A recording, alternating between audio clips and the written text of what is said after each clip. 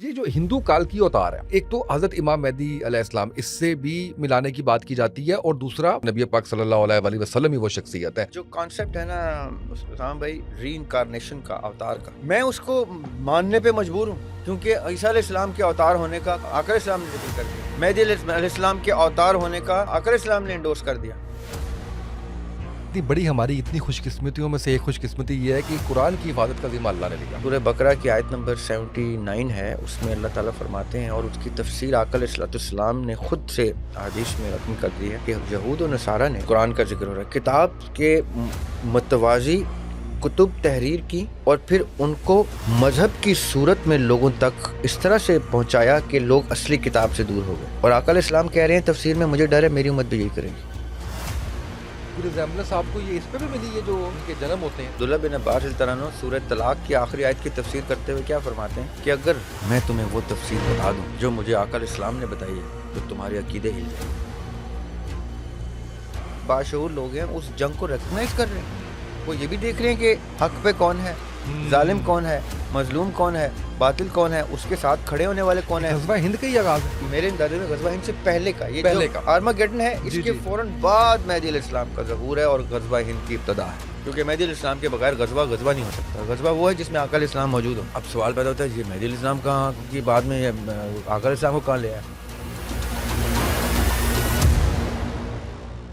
یہ جو ہندو کال کی اوتار ہے، ایک تو حضرت امام مہدی علیہ السلام، اس سے بھی ملانے کی بات کی جاتی ہے، اور دوسرا خود ہندو کسی نے لکھا ہوا ہے کتاب کے اندر کہ نبی پاک صلی اللہ علیہ وآلہ وسلم ہی وہ شخصیت ہے، اور ہندوازم اتنا پرانا مذہب ہے کہ کہیں گمان یہ گزرتا ہے بہت سے لوگوں کو کہ شاید یہ بھی کوئی ڈیوائن ریلیجن تھا۔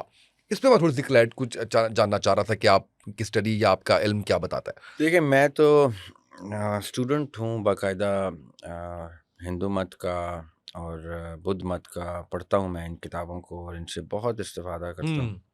تو جس طرح میرا مطالعہ ہے اور میری ادنا سی اس کے اوپر اگر کوئی رائے ہے تو وہ یہ کہ میں مانتا ہوں کہ ہندو مت ایک ہمارے ہی اسلام کے مطابق ایک ڈیوائن مذہب تھا، اور ان کے جو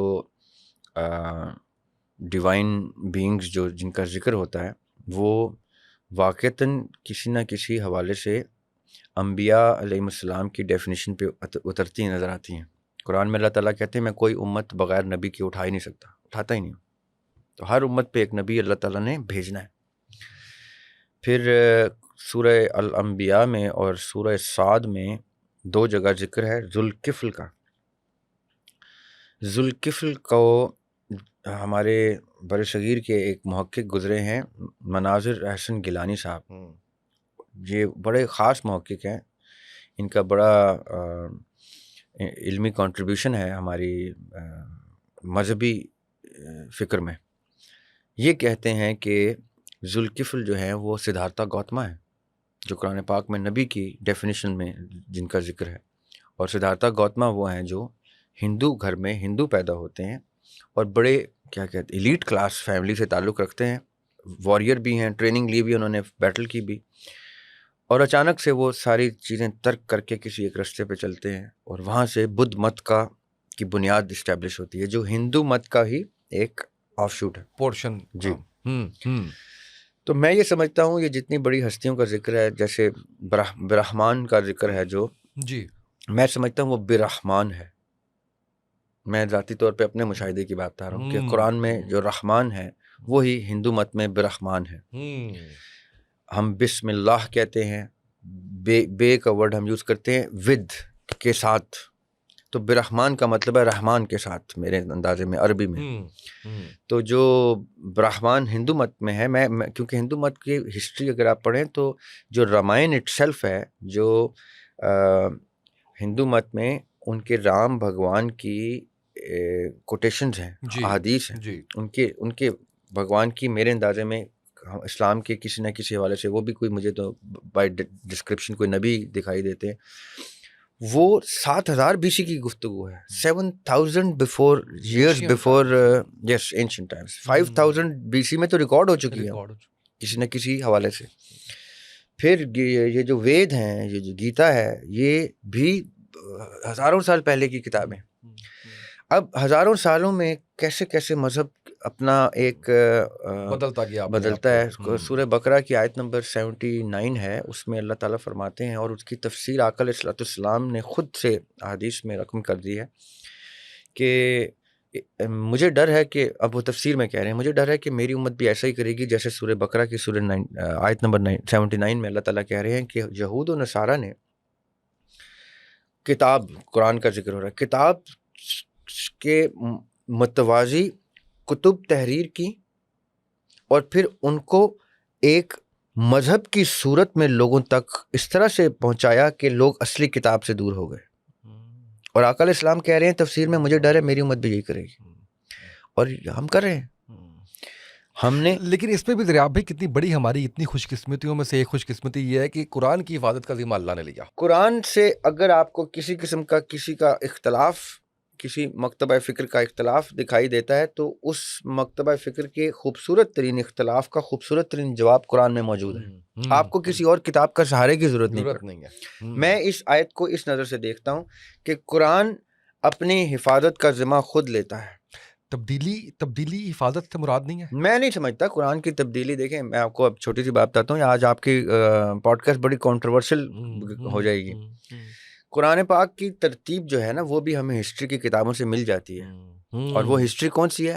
احادیث کی کتابیں، سیاہ ستہ ہیں جو اہل سنت کی، اور اصول کافی ہیں، بہار الانوار ہیں، اور دیگر اور کتب ہیں اہل تشیع کی. اس میں قرآن کی ترتیب، قرآن کے مرتب ہونے کا پروسیس مینشنڈ ہے.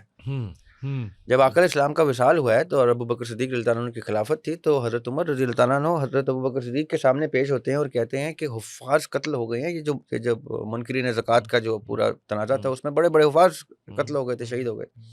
تو حضرت عمر نے کہا ان کو، حضرت ابو بکر صدیق رضی اللہ عنہ کو، کہ ہمیں اب قرآن کمپائل کرنا پڑے گا کیونکہ حفاظ قتل ہوتے جا رہے ہیں. ایسا نہ ہو کہ قرآن اپنی جو شیپ ہے اس میں سے حفاظ شہید ہو جائیں.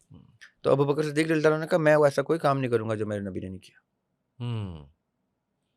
بڑا پرنسپل سٹینس ہے ان کا. پھر ان کو حضرت عمر نے کنونس کیا، گن کے دکھائے حفاظ جو قتل ہو رہے ہیں. تو اس وقت پھر حضرت ابو بکر صدیق نے کہا کہ ٹھیک ہے. اور دیکھیں انہوں نے اپنی زندگی میں پھر بھی وہ چھپنے نہیں دیا، کیونکہ وہ کہتے تھے میرے نبی نے نہیں چھپنے دیا، میں بھی نہیں چھپنے دیا. تو پہلی کاپی حضرت زید کو ڈیوٹی لگائی گئی کہ آپ اس کا مصحف تیار کریں. پیرل میں مولا علی اپنا مصحف تیار کر رہے تھے، عبداللہ ابن مسعود اپنا مصحف تیار کر رہے تھے، عبداللہ ابن عباس اپنا مصحف تیار کر رہے تھے. 4 مصحف تیار ہو چکے تھے، مسودے تیار ہو چکے تھے قرآن پاک کے 4.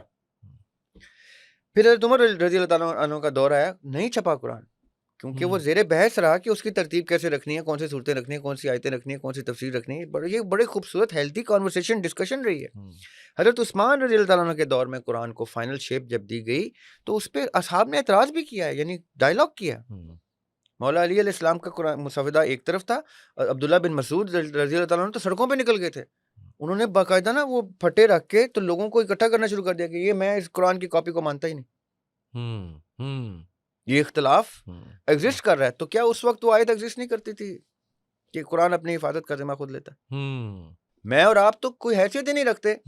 اس دور کے نبی کے ٹرینڈ لوگ آپس میں مباحثے میں ہیں کہ قرآن کو کس شیپ میں لانا ہے. تو کیا ان کو وہ آیت اس طرح سے تفسیر نہیں دے رہی تھی کہ حفاظت کا ذمہ قرآن خود لیتا ہے؟ اس لیے قرآن کی حفاظت کا ذمہ کا مطلب یہ ہے کہ قرآن پہ جب جب انگلی اٹھے گی، قرآن کو جب بھی کوئی زیر گفتگو لے کے آئے گا یا اس کے اوپر کوئی اعتراض اٹھائے گا، قرآن اپنی حفاظت کا ذمہ جانتا ہے. بالکل صحیح ہے. کال کی اوتار کمپلیٹ کرنا تھا جی. اب ہندو مت میں جو کانسیپٹ ہے نا رام بھائی، ری انکارنیشن کا، اوتار کا، جس کو اوتار کہتے ہیں، جی، میں اس کو ماننے پہ مجبور ہوں، کیونکہ عیسیٰ علیہ السلام کے اوتار ہونے کا قرآن آقا علیہ السلام نے ذکر کر دیا. مہدی علیہ السلام کے اوتار ہونے کا آقا علیہ السلام نے انڈورس کر دیا. اب ہمیں پڑھنا پڑے گا. مولا علی کو بھی ایک اوتار کی صورت میں دیکھا جاتا ہے ہندو مت میں، آقا علیہ السلام کو بھی اوتار کی صورت میں دیکھا جاتا ہے. کتنے ہی بڑے بڑے جید پنڈت ہیں جو اس گرپ رکھتے ہیں اپنے مذہب کی کتب پہ، وہ تو بڑا کھل کے بول بھی دیتے ہیں. لیکن ایکسٹریمسٹ ان کا وہ بیہیویئر ہے تو وہ اس طرح سے شاید چیزیں سامنے آتی نہیں ہیں. نہیں آئیں بھی. دیکھیں اختلاف رائے تو ہر جگہ ہوتا ہے نا. مسلمان بھی کوئی بات بولتا ہے. اب مہدی علیہ السلام کے منکر بھی بڑے ہیں. یس، وہ کہتے ہیں قرآن میں ذکر ہی نہیں ہے. ہاں، عیسیٰ علیہ السلام کے آنے سے منکر مہمان. ایسے ہی دجال کے ایون یہ ایون ساری دجال افسانوی باتیں ہیں. جی جی. یہ جو تو یہ اختلاف رائے اچھا ہے, آئے گا, ادھر بھی آتا ہے ادھر بھی آتا ہے. ہم نے یہ دیکھنا ہوتا ہے عثمان بھائی, جو میری ذاتی ادنا سی اوپینین ہے وہ یہ کہ قرآن کی کسی آیت سے کوئی تصور متصادم نہ ہو. واہ بہت خوب. اگر قرآن کی کسی آیت سے کوئی تصور ڈائریکٹلی متصادم ہے تو اس کو ترک کرنا واجب ہے. اس لیے نہیں کہ وہ کوئی نعوذ باللہ غلط تصور ہے, اس لیے کہ وہ رسکی تصور ہے. وہ ٹھیک بھی ہو سکتا ہے اور اس رسک پہ جانے نہیں ہے. پورا ہندو مت, میں باقاعدہ آپ سے کہا کہ میں اسٹوڈنٹ ہوں, ہندو مت کا اسٹوڈنٹ ہوں, میں یہود مت کا اسٹوڈنٹ ہوں, میں بدھ مت کا اسٹوڈنٹ ہوں, میں یہ مذاہب لازماً پڑھتا ہوں اور پڑھاتا بھی ہوں جہاں جہاں میری کوشش ہوتی ہے جب میں پڑھا سکتا. کوئی ریزیمبلنس آپ کو یہ اس پہ بھی ملی ہے جو ان کے جنم ہوتے ہیں؟ جی جی جی ہے نا. جی جی جی. اب دیکھیں عبداللہ بن عباس رضی اللہ عنہ کا ذکر ہو رہا ہے, تو عبداللہ بن عباس رضی اللہ عنہ سورہ طلاق کی آخری آیت کی تفسیر کرتے ہوئے کیا فرماتے ہیں کہ اگر میں تمہیں وہ تفسیر بتا دوں جو مجھے آقا علیہ السلام نے بتائی ہے تو تمہارے عقیدے ہل جائیں گے. تو اصحاب کہتے ہیں کہ ایسی کیا تفسیر ہے, کچھ تو بتائیں. تو عبداللہ بن عباس رضی اللہ عنہ فرما رہے ہیں, اور یہ بھی میں اگین مستدرک الحاکم اور مسند احمد کی حدیث بتا رہا ہوں, مستند حدیث. وہ کہتے ہیں کہ 7 زمین اور 7 آسمان اس آیت میں جس کا ذکر ہے, وہ جیسے 7 آسمان ہیں ویسے 7 زمینیں, اور ہر زمین پہ آدم علیہ السلام, اللہ اکبر, ابراہیم علیہ السلام, نوح علیہ السلام, عیسیٰ علیہ السلام, آقا علیہ السلام, لسٹ ہے پوری. کہتے ہیں وہ موجود ہیں. اب مجھے بتائیں, یعنی 7 جنم بھی, اور دوسرا یہ کہ وہ جو ہم یہ سنتے آئے ہیں, آپ نے اس کا وہ بڑا شاندار طریقے سے جواب دیا کہ 7 جو ہے جی وہ 7 دنیایں چل رہی ہیں, اور آپ کے بھی جو ہے وہ 7 جو ہے وہ اسامہ اور 7 جو ہے وہ. اچھا میرا یہاں پہ کانسیپٹ تھوڑا سا ڈفرنٹ ہے. میں یہ سمجھتا ہوں کہ جیسے قرآن پاک میں اللہ تعالیٰ کہتے ہیں نا, میرے شہید کو مردہ مت بولو, اس کو میں قبر میں بھی خوراک دیتا ہوں. واہ واہ واہ. تو مگر شہید زندہ ہے, مردہ نہیں ہے, زندہ ہے تو کہاں ہے بھائی؟ تو میں یہ سمجھتا ہوں کہ اگر کسی نے ایسی کوئی زون کی انٹری لینے کے قابل اپنے آپ کو کرنا ہے تو وہ اپنے آپ کو ان سنت سیرت پہ اور اس طریقت پہ لے کے آئے گا جہاں سے وہ زون کی انٹری ملتی ہے, اور قرآن ٹیسٹیفائی کرتا ہے کہ زندہ ہے, اور وہ زون میں نکل جائے گا. وہ زون میں میں یہ سمجھتا ہوں. ہندو مت میں یہ ہے جو موکشا کا کانسیپٹ ہے کہ اچھا ہندو مت اور بدھ مت کی ایک چیز جو ہے وہ تھوڑی سی انٹرسٹنگ ہے. بدھ مت یہ کہتی ہے کہ یہ جو بار بار آنے کا, اس کو سمسارا کہتے ہیں, جو ہندو مت میں پنرجنم ہے, کہ یہ سمسارا اور پنرجنم ایک پینفل ایکسرسائز ہے, اس سے مکتی لینی ہے, اس سے آزادی لینی ہے. یہ ہندو مت اور بدھ مت میں کسی حد تک کامن, تھوڑی ڈیٹیلز ڈفرنٹ ہیں لیکن ابھی میکرو لیول پہ میں آپ کو بتانا چاہ رہا ہوں. وہ موکشا کہتے ہیں یا نروانا کہتے ہیں کہ آپ نے ادھر سے آزادی لینی تاکہ آپ کو دوبارہ نہ بھیجا جائے. اہل تصوف کیا کہتے ہیں کہ آپ نے فنا فی اللہ ہونا ہے, اور اگر پھر اللہ تعالیٰ واپس بھیج دیں, قرآن کہتا ہے انا للہ و انا الیہ راجعون, فی ہی ورڈ یوز کیا ہے قرآن, فی ہی راجعون, کہ واپس اسی میں چلے جاتے ہیں.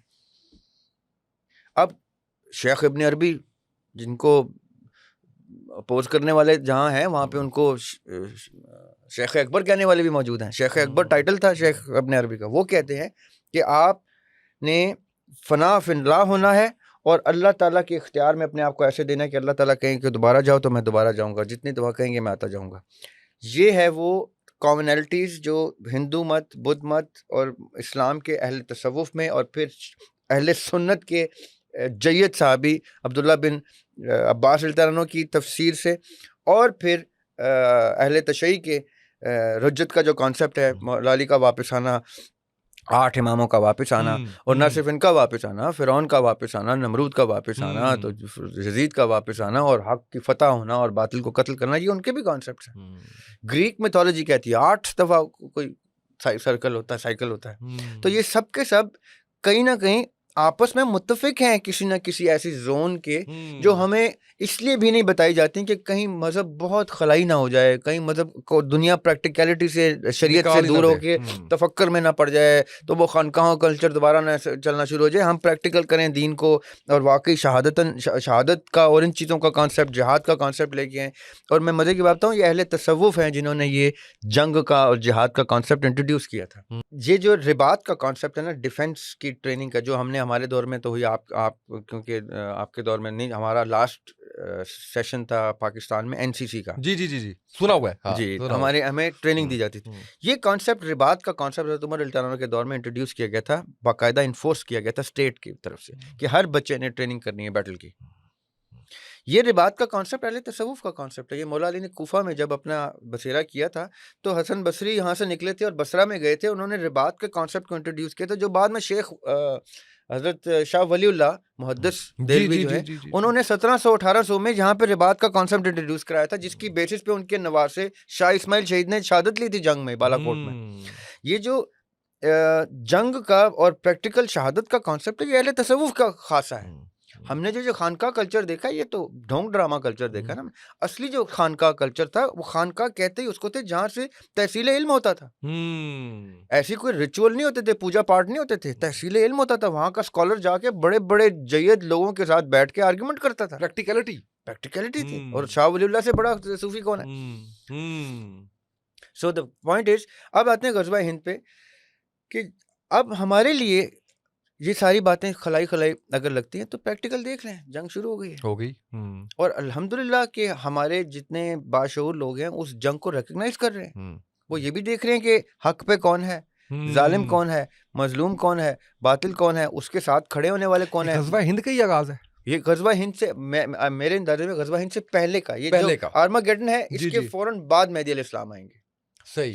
یہ ہوگا یہ کہ اینڈ کس پہ ہوگا اس جنگ کا، کہ ہم کانسٹنٹینوپل میں، قسطنطنیہ میں، یہ جس کو اب آپ استنبول کہتے ہیں، ادھر مسلمان اینڈ میں اپنا جھنڈا لہراتے ہوئے آئیں گے اور کلمہ حق بولیں گے.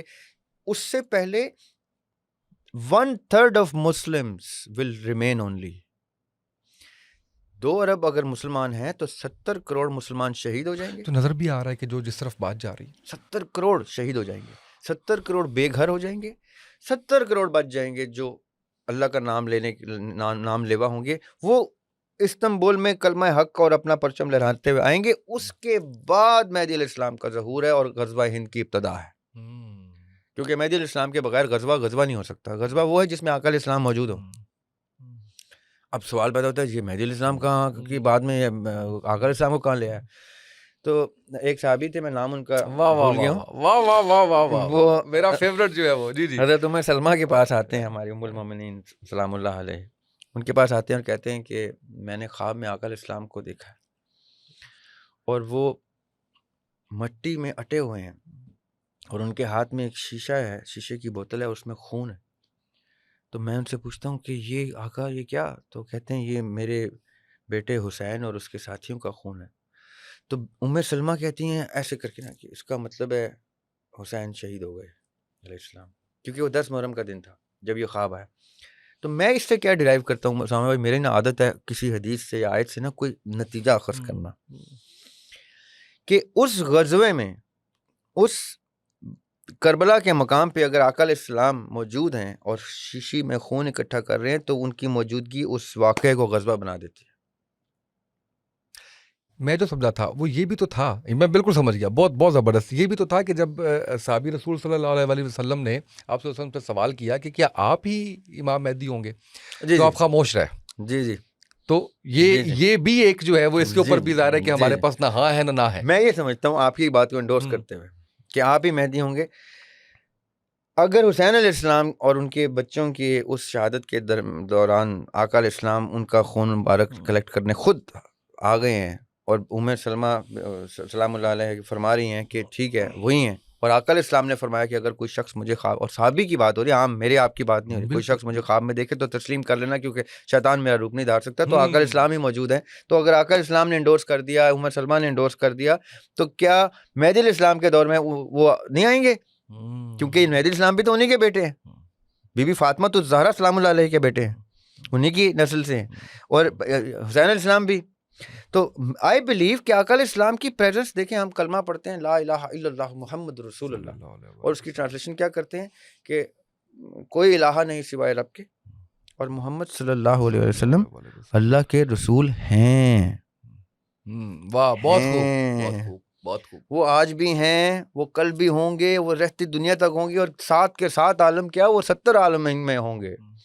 تو وہ ہیں، موجود ہیں، جب ان کا دل کرے گا، جب وہ بہتر سمجھیں گے، وہ مہدی علیہ السلام کے دور میں حاضر ہوں گے، اور چاہے وہ صرف اہل نظر کو دکھائی دیں گے، جیسے وہ صحابی کو خواب میں آئے تھے، 10 محرم کو خواب میں آئے تھے نا حسین علیہ السلام کے شہادت کے ٹائم، اس وقت بھی صاحب علم اور صاحب نظر کو خواب میں آئیں گے اور وہ بتائیں گے کہ اس غزوہ میں موجود ہیں۔ میں یہ مانتا ہوں کہ وہ غزوہ اس لیے غزوہ ہند ہے، اور وہ غزوہ ہند ہے امیڈیٹلی اس ورلڈ وار 3 کے بعد جو آرماگیڈن ہمارے سر پہ منڈلا رہی ہے، اس کے فوراً بعد مہدی علیہ السلام نے آنا ہے۔ جب کانسٹنٹینوپل میں، یہ ایک سائن ہم نے ذہن میں رکھنا ہے آنے والی جنریشن، جس ٹائم کانسٹنٹینوپل میں، استنبول میں کرنٹلی جھنڈا لہرایا جائے گا اور مسلمانوں کی فتح ہوگی اور وہ 70 کروڑ جو بچ جائیں گے وہ ری اسٹیبلش ہوں گے، وہ ہے موقع جس کے بعد مہدی علیہ السلام کا ظہور۔ کل کی بات لگ رہی ہے، یہ کل کی بات ہی ہے۔ میں تو سمجھتا ہوں یہ 4-5 سال کے اندر بھی ہم زیادہ آگے سوچ رہے ہیں، جس طرح یہ جنگ ایرپٹ ہوئی ہے، ایک بڑا انسیڈنٹ ہونا ہے اور بس اس کے بعد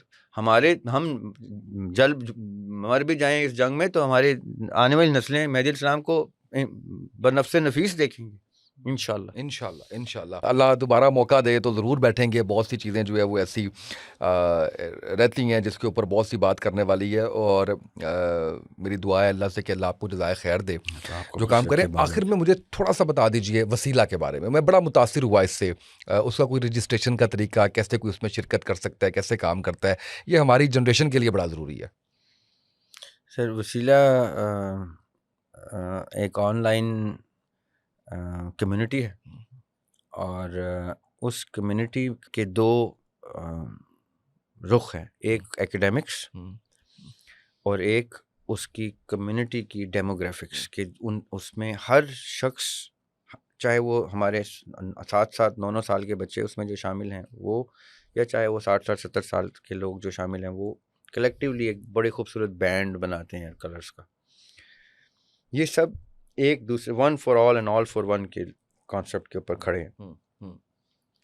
علم ان کی شخصیت کا خاصہ ہے، اور عمل ان کو یونائٹ کرنے کی وہ صلات ہے، وہ کنیکشن ہے۔ جو چیز وہ علم حاصل کرتے ہوئے پڑھیں گے وہ عمل میں لے کے آئیں گے، اور ایک ایک شخص کو، کمیونٹی کا پورے قافلے کو ساتھ لے کے چلتے ہیں ہمارے ہاں، کہ کوئی شخص پیچھے نہیں رہ سکتا۔ ٹیمز بھی بنائی ہیں ہم نے ایسے، تو مکس ایج بریکٹس کی بنائی ہوئی ہیں جان کے، تاکہ ایک ینگ بچہ اس ٹیم میں ہو، ایک اولڈر ایج کا ہو، تاکہ جو ینگ بچہ کر سکتا ہے وہ اولڈر ایج سے بینیفٹ کرے، جو اولڈر ایج کی تربیت کا عنصر ہے وہ بچے پہ بھی جائے۔ وہ ہماری ٹیمز بھی ایسے بنتی ہیں کہ جس میں بڑے چھوٹے مکس ہوتے ہیں۔ وہ انشاءاللہ وسیلہ کا ہم جلد اس کو، ابھی ہم نے اس کو جان بوجھ کے بڑا انڈر دا ہوڈ رکھا ہوا ہے، اس لیے کیونکہ اس میں کئی چیزیں ابھی تیار ہو رہی ہیں، کانسیپٹس بنا رہے ہیں، وسیلہ کے لوگ خود سے بنا رہے ہیں۔ ابھی ہمارے بہت خوبصورت اسٹرکچر، جلدی سوال تو نہیں پوچھ لیا؟ نہیں بالکل، اللہ تعالیٰ کی طرف سے دیکھیں، وقت ایک اپنا ایک میکنزم رکھتا ہے۔ وہ مجھ سے بھی وہ بلوا دے گا، آپ سے بھی۔ بیچ میں ہماری بریک ہوئی تو ہم ابھی یہی ڈسکس کر رہے تھے کہ کہاں سے کہاں چلی جاتی ہے گفتگو، یہ وقت کا کام ہوتا ہے۔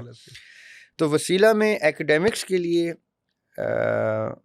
اب آئی ڈونٹ نو ہمارے کون سے پلیٹ فارمز ہیں، ایک گرے لاؤنج ہے جس کے اوپر وہ آپ کو یاسر جنجوعہ پوڈ کاسٹ جو یاسر بھائی کا چینل ہے اس پہ بھی اس کا وسیلہ کے کانٹیکٹ ڈیٹیلز آ جاتی ہیں۔ جرنی ٹو کربلا ایک چینل ہے، اس پہ بھی آ جاتی ہے۔ بالکل صحیح، وہ مجھے آپ نے بھی دینے تھا کہ ہم بھی اس پہ جو ہے وہ ضرور اس پہ جو ہے وہ کریں تاکہ زیادہ سے زیادہ اس میں ایکیڈیمکلی آپ انرول ہوتے ہیں، اور پھر کمیونٹی آپ کو اپنے ساتھ کمیونٹی میں انگیج کرتی ہے۔ تو ایکیڈیمکس از دا ڈور، علم ہی وہ دروازہ ہے جس کے تھرو آپ انٹر ہو کے تو ایک عمل کی دنیا میں داخل ہو جاتے ہیں۔ یہ ہمارا وہ کانسیپٹ ہے وسیلہ کا، اور انشاءاللہ اس کی ڈیٹیلز ہم ڈسکس کریں گے۔ ابھی بہت اچھے طریقے سے اس کا اسٹرکچر تیار ہو گیا ہے۔ اب ہمارا لرننگ مینجمنٹ سسٹم انشاءاللہ رمضان میں ہی اللہ خیر کرے گا کہ ہم اس کو ایکٹیویٹ کریں گے۔